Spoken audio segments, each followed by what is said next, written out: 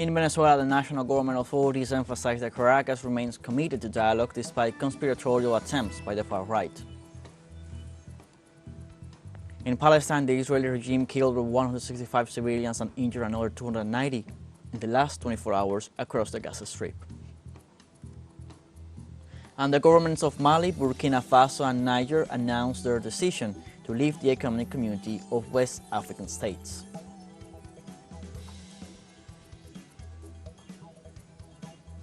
Hello, welcome to From the South. I'm Luis Alberto Matos from the teleSUR studios in Havana, Cuba.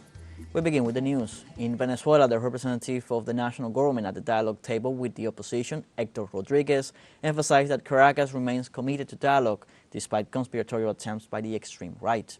On behalf of the government delegation, the governor of the state of Miranda rejected the reactions of the opposition after the decisions announced by the highest Venezuelan court regarding some disqualified opposition leaders. Furthermore, Rodriguez rejected the statements made by spokespersons of the United States Department of State regarding the adoption of possible anti-Venezuelan measures after the decisions announced on Friday. In this regard, he assured that Washington was led into a trap by a part of the opposition. He also ratified the disposition to continue the dialogues in spite of the anti-democratic actions of a sector of the opposition.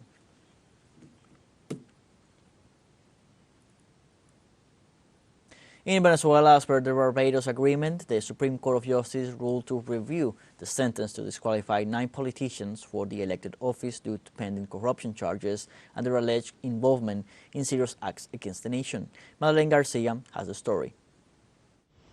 Venezuela's Supreme Court made an official announcement through its X account saying that according to Venezuelan constitution and law, and in keeping with the Barbados Agreement, the court's political administrative chamber would proceed to publish the ruling of the disqualification of several candidates.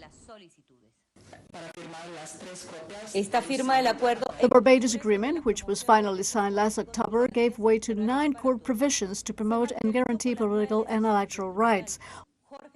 Jorge Rodriguez, who headed the government's delegation to the talks, posted on his social media that the agreement allows all sides to verify the implementation of such guarantees and to oversee the Supreme Court's flawless performance.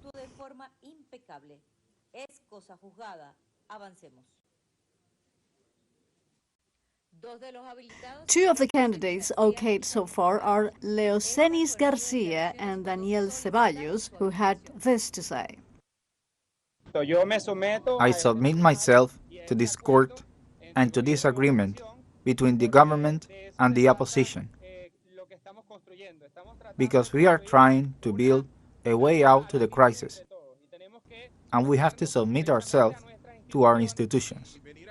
And to come here to mutually acknowledge each other. Also, those of us in the opposition who have complaints about not having been okayed, we are still bound by the Barbados Agreement to acknowledge the institutions. The Supreme Court of Justice ratified the disqualification of Enrique Capriles Radonsky, who since 2017 is under an investigation for alleged acts of corruption, and that of Maria Corina Machado for serious crimes against the nation, including complicity with Juan Guaidó in corruption charges over the theft of the Citgo and Monomeros companies, and for having advocated for sanctions and for an illegal blockade against Venezuela, which prevented the country from importing medicines, among other things. Over the past 5 days, 5 conspiracies have been dismantled involving some extreme right politicians linked to elements trying to kill the president and to destabilize the country. The Venezuelan president, in his program Podcast with Maduro, said that the Barbados Agreement has been breached, but that the government is clinging to dialogue. In spite of this, Venezuela will go forward in peace, with effort, for a comprehensive recovery, and we will continue with something vital for us, which is dialogue, social dialogue, human dialogue. First of all, listening to our people. That's the number one thing. We will dialogue with all business sectors to continue working to boost the productive forces. We want to dialogue with all political sectors, with everyone, with that democratic opposition that respects the Constitution, for luckily there are such people, among which new leadership is emerging. President Maduro had National Assembly President Jorge Rodriguez as guest in his podcast. Rodriguez denounced once again the hidden, violent agenda of the opposition, who on the one hand have signed the agreement while still getting involved in conspiracies. Through 2019 and 2020, there were at least 20 denounced cases like the failed assassination attempt on August 4, 2018, which involved the training of mercenaries in paramilitary camps in Colombia. There have also been psychological warfare operations and the serious sabotage against the Venezuelan electric grid. In only 3 years, 25 destabilizing operations have been dismantled, including 7 assassination attempts. Okaying opposition candidates is part of the roadmap for the 2024 presidential elections to hold them in peace and in keeping with the Barbados Agreement. Colombian President Gustavo Petro said he is scheduled to meet with Brazilian President Luis Inácio Lula da Silva to evaluate emergency plans in the face of the forest fires that could reach the Amazon. Petro made the announcement at a meeting at a unified command post where they talked about the El Niño weather pattern.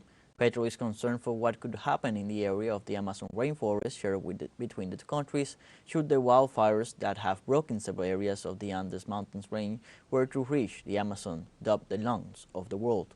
President Gustavo Petro said it is necessary to have a plan of action ready to face this possible scenario. Therefore, Petro said he will discuss the situation with Lula da Silva to agree on measures to safeguard the Amazon rainforest. The president of Honduras, Xiomara Castro, highlighted the economic growth and the reduction of poverty in the country as a result of social policies aimed at vulnerable sectors. During the presentation of her message on the occasion of her 2 years in office, Castro highlighted her achievements, emphasizing the increase in the budget of all sectors. According to the Honduran president, this allowed to establish a real reduction of poverty in the country. In the presentation of her speech in the Suyapa Boulevard, social and political movements were present, before whom the president gave a speech thanking them for their struggle and her cabinet and team for their collaboration. Castro considered that she was on the right path in her administration and called on citizens to always defend the democratic system and the state of rights that have been consolidated in these 2 years.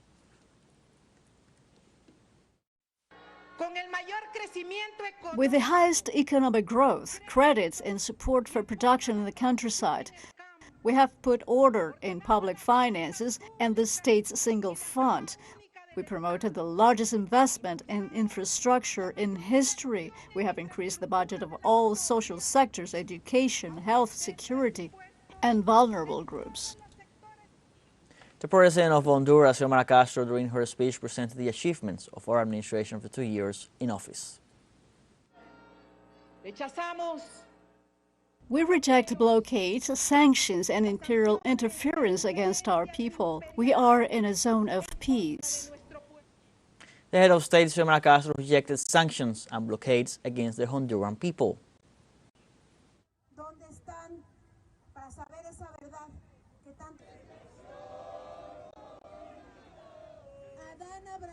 Relatives of the 43 missing Ayotzinapa normalistas marched this Friday in the country's capital as part of an annual demonstration to demand justice and the return of their loved ones. The demonstrators demanded the appearance of the youth while carrying signs with photos of the disappeared students and shouting, "We want them alive." They also rejected the release of the 8 military personnel allegedly involved in the case and demanded the punishment of those responsible. Let's remember that in December, the Mexican government expressed that between January 4th and March 4th, 2024, it would open to the relative all the files in possession of the Mexican state of the Ayotzinapa case.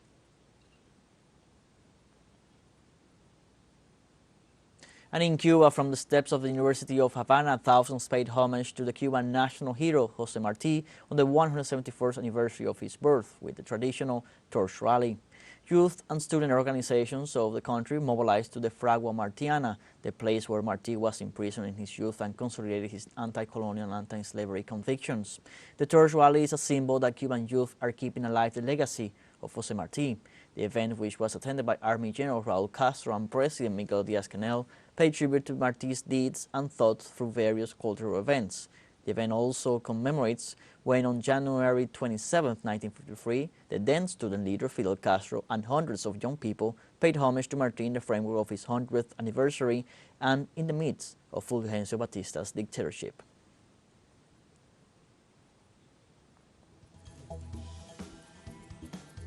Let's take a short break, but remember you can join us on TikTok at teleSUR English, where you will find news in different formats, news updates, and much more. Other stories coming up. Stay with us.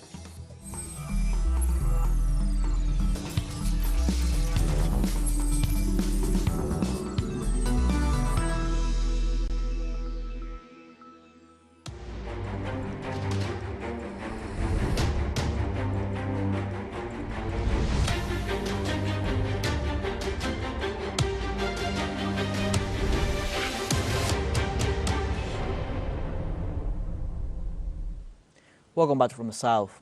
In Palestine, at least 165 civilians were killed and 290 wounded in the last 24 hours across the Gaza Strip as a result of continued Israeli bombardment. The intense attacks by the Israeli occupation army in the Khan Yunis area continue to provoke the displacement of thousands of families. After 114 days of total siege on the devastated enclave, 26,422 people have been killed and more than 65,000 wounded, in addition to some 8,000 missing under the rubble.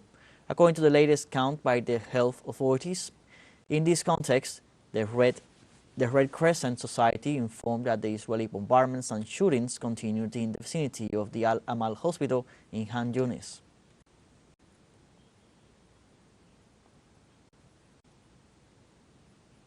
Palestinians in Gaza continue suffering from the worst humanitarian crisis in recent history, a situation now aggravated by the arrival of a cold storm. Our correspondent in Gaza, Noor Harasin, with the details. A very cold, rainy storm hit the Gaza Strip since yesterday, and even though the weather is very cold and people have barely any clothes to cover themselves, they are actually using only used clothes that are available in the markets. However, they are forced to go out to gather and find their needs. Like what you're seeing behind me, we are standing in front of a water tank, a donation water tank, where tens of children and also men, sometimes women, are gathering to fill up some water tanks, water bottles for their homes, as there is rarely any access to water, especially here in the city of Rafah. This very small city that was actually designed to house 300,000 people is now housing more than 1.5 million people, displaced Palestinians. Noor Harazin, teleSUR, Gaza. The United Nations criticized the persistent Israeli attacks on hospitals, schools, and refugee camps in the Gaza Strip. The UN Human Rights Office for the occupied Palestinian territory denounced that these violent actions threaten the lives of thousands of citizens and are a violation of international law. UN authorities expressed concern about this situation, which has forced many civilians to leave their homes to seek refuge. They called for an end to the disregard for international law and violence, and for the entry of humanitarian aid to support those affected in Gaza. They also called for an immediate ceasefire, the release of the hostages, and a political solution to the causes of this conflict. Palestinian authorities condemned the continuation of the Israeli aggression against the Gaza Strip and called on the international community to put pressure on Tel Aviv and force its leaders to end the genocide. In a statement, the Foreign Ministry denounced that the Israeli war campaign demonstrates its clear determination to complete the destruction of the Strip, turning it into an uninhabitable place. The statement further stressed that the continuation of the genocidal war against the Palestinian people constitutes a challenge to the decision of the International Court of Justice. In this regard, they called for an immediate ceasefire as a practical condition to compel Israel to implement the measures announced by the judicial body to protect civilians and ensure their basic humanitarian needs. In Yemen, citizens rally in solidarity with the Palestinian people and to reject the US and UK bombing of the north of the country. Yemenis protested this Saturday in the capital city of Sana'a in support of citizens of Gaza who are resisting the siege of the Israeli occupation forces. Demonstrators gathered in Sabine Square in the capital, the largest public space in the city, to demonstrate their rejection of the assassinations and other crimes committed by Israel in the Gaza Strip. Demonstrators also rejected the unilateral U.S. and British sanctions against Yemen, as well as their repeated bombings against the country. We now have a second short break coming up, but before we invite you to join our WhatsApp community for our English-speaking audience, you can scan the QR code on screen to join directly and share the link to reach more people. Constant news coverage of Latin America and the Caribbean, as well as the rest of the world. Stay connected and informed with teleSUR. Found short break, don't go away.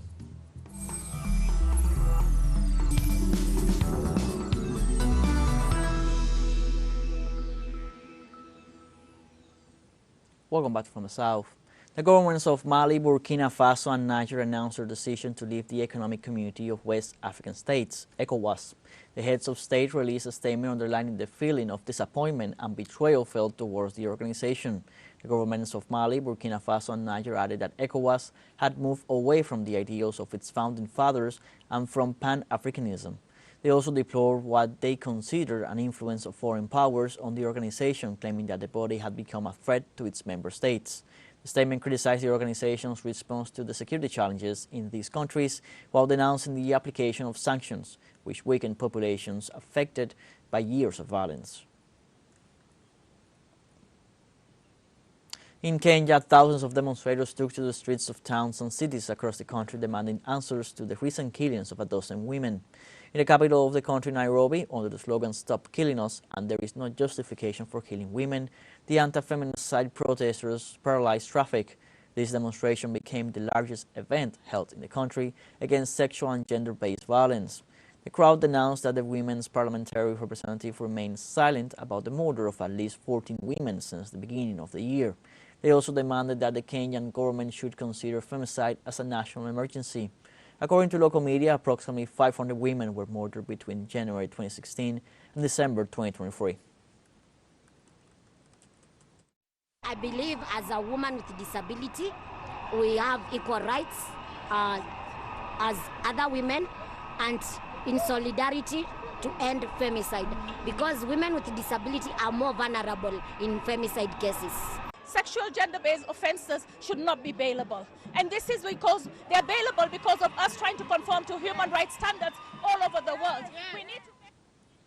In Turkey, an armed attack inside a Catholic church left at least one person dead during Sunday Mass. The incident took place in Istanbul. According to authorities, two masked men burst into the church of Santa Maria, opening fire on the congregation. After the attack, the Turkish government authorities sent their condolences to the families of the deceased and announced the closing of the area in an attempt to apprehend the assailants. An investigation is currently underway to identify and arrest the perpetrators of the attack.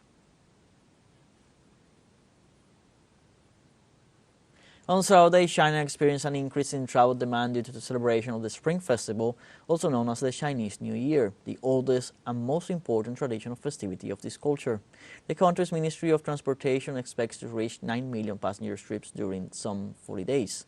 According to official figures, 7.2 billion people will travel by autonomous driving, while another 800 million will travel by railroads, highways, waterways, and civil aviation. For this part, the railway operator assured that the country's railroads will handle 480 million passengers this season, with an average of 12 million trips per day, which means an increase of 37.9% compared to the previous year. According to the Foreign Ministry, the Spring Festival is joyful and peaceful, symbolizing the presence and warmth of spring, as well as the spiritual core of Chinese culture of peace, harmony, and unity.